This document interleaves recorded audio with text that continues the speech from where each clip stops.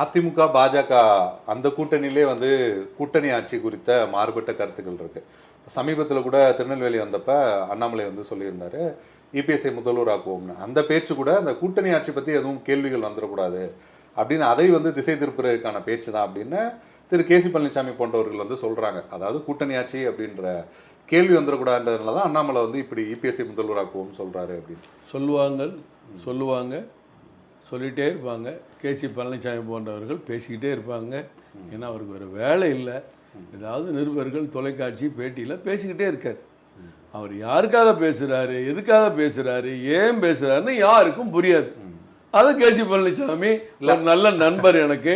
அவர் பேசுறத நானும் சில நேரம் கேட்கிறேன். அவ்வளவுதான். அவருடைய பேச்சுக்கள் எங்கேயாவது கட்சி தொண்டர்கள்ட்ட நிர்வாகிகள்கிட்ட ஒரு தாக்கத்தை உண்டு பண்ணியிருக்கா? நீங்க சொல்லுங்க. ஏங்க ஒருத்தர் வந்து இவர் தான் முதலமைச்சர், நாங்கள் ஏற்று அவர் தலைமையிலே செயல்படுவோம்னு சொன்னா உடனே இப்படி குழப்பத்தில் பயத்தில் சொல்றாங்க.